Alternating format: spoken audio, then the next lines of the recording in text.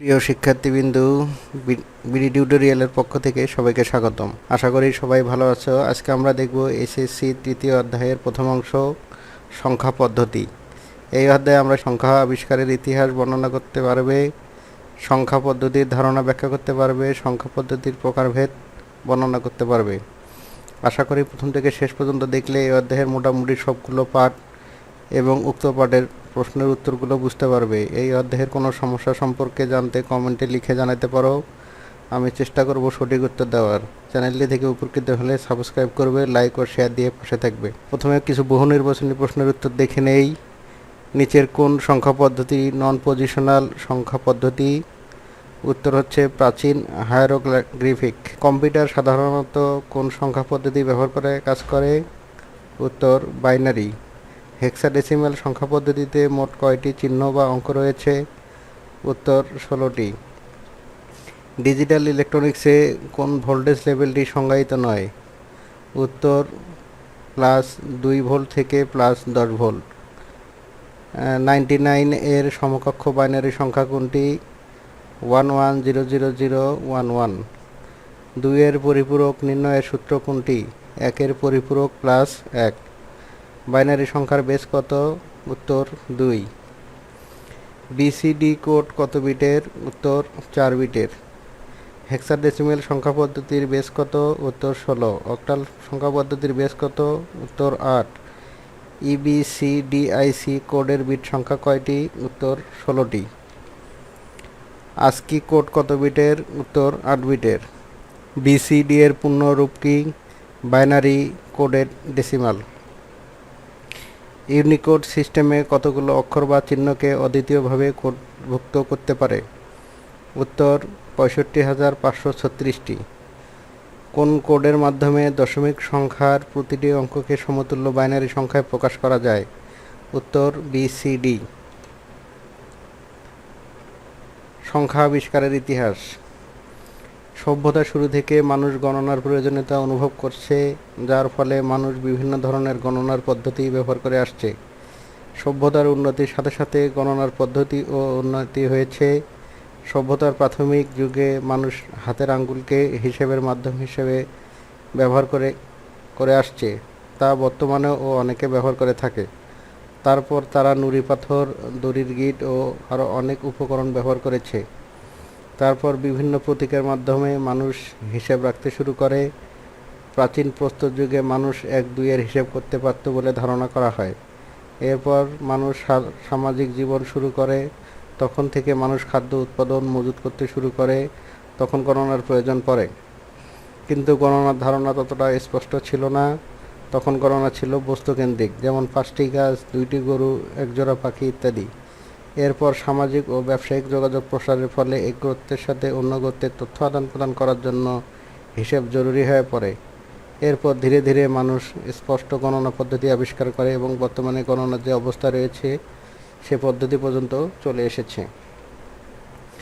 সংখ্যা পদ্ধতি কাকে বলে? কোনো সংখ্যা লেখা বা প্রকাশ করার পদ্ধতিকেই সংখ্যা পদ্ধতি বলে। সংখ্যা তৈরি করার বিভিন্ন প্রতীকে হচ্ছে অঙ্ক। সংখ্যা পদ্ধতি কত প্রকার ও কি কি? বিভিন্ন প্রকার সংখ্যা পদ্ধতির সম্পর্কে লিখো। সংখ্যা পদ্ধতিকে 2 ভাগে ভাগ করা যায়: পজিশনাল সংখ্যা পদ্ধতি, নন পজিশনাল সংখ্যা পদ্ধতি। পজিশনাল সংখ্যা পদ্ধতি বর্তমানে বহুল ব্যবহৃত সংখ্যা পদ্ধতি হচ্ছে পজিশনাল সংখ্যা পদ্ধতি। পজিশনাল সংখ্যা পদ্ধতিতে কোনো একটি সংখ্যার মান বের করার জন্য 3টি তথ্যের প্রয়োজন হয়, তা হলো সংখ্যাটিতে ব্যবহৃত অঙ্কগুলোর নিজস্ব মান, সংখ্যা পদ্ধতির বেজ বা ভিত, সংখ্যাটিতে ব্যবহৃত অঙ্কগুলোর অবস্থান বা স্থানীয় মান। সংখ্যাটিতে ব্যবহৃত অঙ্কগুলোর নিজস্ব মান। পজিশনাল সংখ্যা পদ্ধতিতে প্রতিটি সংখ্যাকে রেডিক্স পয়েন্ট দিয়ে পূর্ণাঙ্গ ও ভগ্নাংশ 2 ভাগে ভাগ করা হয়, যেমন 1, 2, 3, 4, 5, 6। এখানে 1, 2, 3 হলো পূর্ণ সংখ্যা এবং 4, 5, 6 হচ্ছে ভগ্নাংশ। এখানে আমরা একটা চিত্রের মাধ্যমে দেখি। ডান দিক থেকে বাম দিকে যদি আমরা হিসাব করি, তাহলে বাম দিকের সর্বোচ্চ গুরুত্বের অঙ্ক 1, 2, 3, মাঝখানে রেডিক্স পয়েন্ট, তারপরে ডান দিকে 4, 5, 6 হচ্ছে সর্বনিম্ন গুরুত্বের অঙ্ক। সংখ্যা পদ্ধতির বেজ বা ভিত। কোনো সংখ্যা পদ্ধতির বেজ বা ভিত হলো ওই পদ্ধতিতে ব্যবহৃত মৌলিক চিহ্নসমূহের মোট সংখ্যা। পজিশনাল সংখ্যা পদ্ধতিতে 4 ধরনের বেজ বা ভিত আছে, যেমন দশমিক সংখ্যা যার ভিত হচ্ছে 10, বাইনারি সংখ্যা যার ভিত 2, অক্টাল সংখ্যা যার ভিত 8, হেক্সাডেসিমাল সংখ্যা যার ভিত হলো 16। পজিশনাল সংখ্যা পদ্ধতিকে এন বেজ সংখ্যা পদ্ধতি বলা হয়। এখানে এন হলো সংখ্যা পদ্ধতির বেজ বা ভিত। এখানে শুরু থেকে শুরু করে এন পর্যন্ত সংখ্যার মান হতে পারে। সংখ্যা পদ্ধতিতে ব্যবহৃত অঙ্কগুলোর অবস্থান বা স্থানীয় মান। কোনো সংখ্যা পদ্ধতির প্রত্যেকটি সংখ্যার দুইটি উৎপাদকের গুণফলের সমষ্টি নিয়ে গঠিত। উৎপাদক দুইটি হচ্ছে সংখ্যার ব্যবহৃত প্রতীকের নিজস্ব মান এবং তার স্থানীয় মান। কোনো সংখ্যার এক হলেও স্থানীয় মান এক হবে না, যেমন 1, 2, 3 ও 3, 2, 1 দুইটি সংখ্যার একই অঙ্ক ব্যবহার করা হলেও তাদের মান এক নয়। এখানে একটি সংখ্যা 123 আর একটি সংখ্যা 321। গাণিতিকভাবে প্রকাশ করলে দাঁড়ায় 1, 2, 3 1 গুণন 100 যোগ 2 গুণন 10 যোগ 3 গুণন 1। এখানে যদি আমরা উপরের ভিত সংখ্যার সঙ্গে মান চিহ্ন করি, তাহলে 1 গুণন 10 2 ইন্টু 10 1, 3 ইন্টু 10 0। আবার 321কে 3 গুণন 100 যোগ 2 গুণন 10 যোগ 1 গুণন 1। নন পজিশনাল সংখ্যা পদ্ধতি। সংখ্যা পদ্ধতির প্রাচীন পদ্ধতি হলো নন পজিশনাল পদ্ধতি। এই পদ্ধতিতে কোনো সংখ্যার কোনো স্থানীয় মান থাকে না, বরং একটি নির্দিষ্ট নিজস্ব মান থাকে।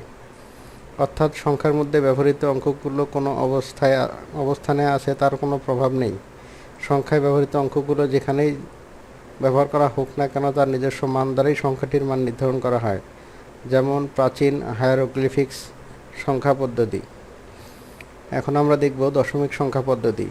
প্রাত্যহিক জীবনে দশমিক সংখ্যা পদ্ধতির ব্যবহার করা হয়। দশমিক সংখ্যা পদ্ধতিতে বিভিন্ন হিসেবের জন্য 10টি পৃথক অঙ্ক ব্যবহার করা হয়। 0 থেকে 0, 1, 2, 3, 4, 5, 6, 7, 8 এবং 9 এই 10টি অঙ্ক নিয়ে গঠিত দশমিক সংখ্যা পদ্ধতি। দশমিক সংখ্যা পদ্ধতির বেজ বা ভিত হচ্ছে 10। দশমিক সংখ্যার একটি উদাহরণ হচ্ছে 123, যেখানে 1 গুণন 100 যোগ 2 গুণন 10 যোগ 3 গুণন 1। এখানে ভিত হচ্ছে 10 আর এর ঘাতগুলো হচ্ছে 0, 1, 2। ঘাত শূন্যর মান সবসময় 1 হয়। বাইনারি সংখ্যা পদ্ধতি। পজিশনাল সংখ্যা পদ্ধতির একটি গুরুত্বপূর্ণ সংখ্যা পদ্ধতি হচ্ছে বাইনারি সংখ্যা পদ্ধতি।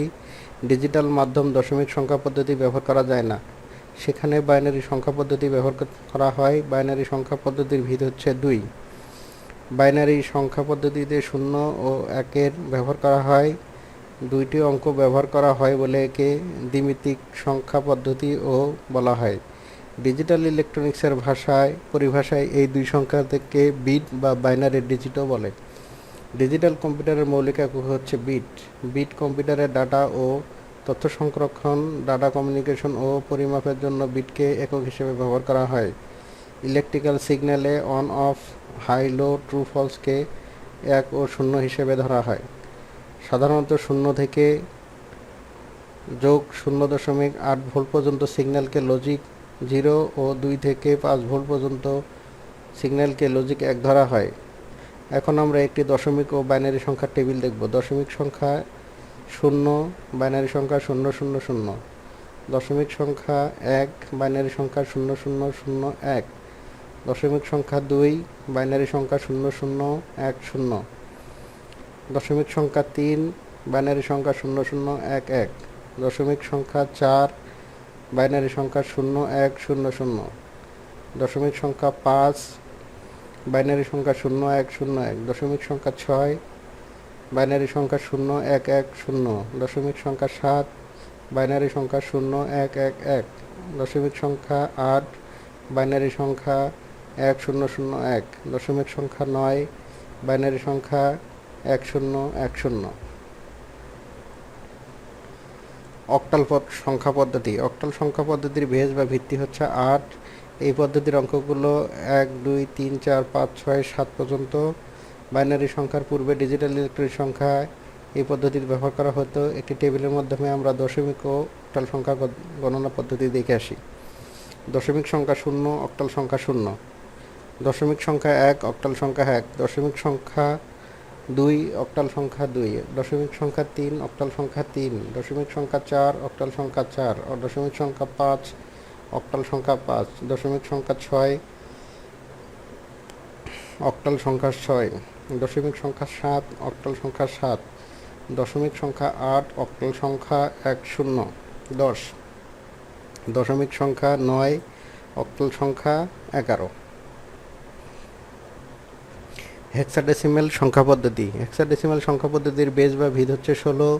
এই পদ্ধতিতে গণনার জন্য 0 1 2 3 4 5 6 7 8 9, 9-এর পরে A B C D E F এই 16টি অঙ্ক ব্যবহার করা হয়। আমরা একটি টেবিলের সাহায্যে সবগুলো সংখ্যা পদ্ধতির তুলনামূলক গণনা পদ্ধতি দেখব। এখানে শূন্য সব সংখ্যা পদ্ধতির মানেই 0, একের দশমিকের 1 সমান বাইনারি 0 0 1, অক্টাল 1, হেক্সাডেসিমেল 1। এভাবে 15 পর্যন্ত দশমিক 15, বাইনারি সংখ্যা 1 1 1 1, অক্টাল সংখ্যা 17 এবং হেক্সাডেসিমেল সংখ্যা হচ্ছে এফ। এখন আমরা যা পড়লাম তার একটি সামারি দেখা যাক। সংখ্যা পদ্ধতির নাম দশমিক, অঙ্কসমূহ 1 থেকে 0 থেকে 9, বেজ হচ্ছে 10, বাইনারি সংখ্যা 0 1, বেজ বা ভিত হচ্ছে 2, অক্টাল সংখ্যা 0 থেকে 7, বেজ হচ্ছে 8, হেক্সাডেসিমাল সংখ্যা 0 থেকে 9, A B C D E F, ভিত হচ্ছে 16। পরবর্তী ভিডিওতে আমরা দেখব সংখ্যা রূপান্তর, উদাহরণসহ বাইনারি থেকে দশমিক, অক্টাল, হেক্সাডেসিমাল সংখ্যায় রূপান্তর, দশমিক থেকে বাইনারি, অক্টাল, হেক্সাডেসিমাল সংখ্যায় রূপান্তর, বাইনারি, অক্টাল, হেক্সাডেসিমাল সংখ্যার পরস্পর রূপান্তর আশা করি দেখবে। পুরো ভিডিওটি দেখার জন্য ধন্যবাদ। আশা করি এই ভিডিওটি তোমাদের ভালো লেগেছে। ভিডিও ভালো লেগে থাকলে আমার চ্যানেলটি অবশ্যই সাবস্ক্রাইব করবে, লাইক ও শেয়ার দিয়ে বন্ধুদের জানিয়ে দিবে যেন তারা উপকৃত হতে পারে। এই পাঠ সম্পর্কে কোনো জিজ্ঞাসা থাকলে কমেন্টে জানাতে ভুলো না যেন। সবাই ভালো থেকো, সুস্থ থেকো। ধন্যবাদ।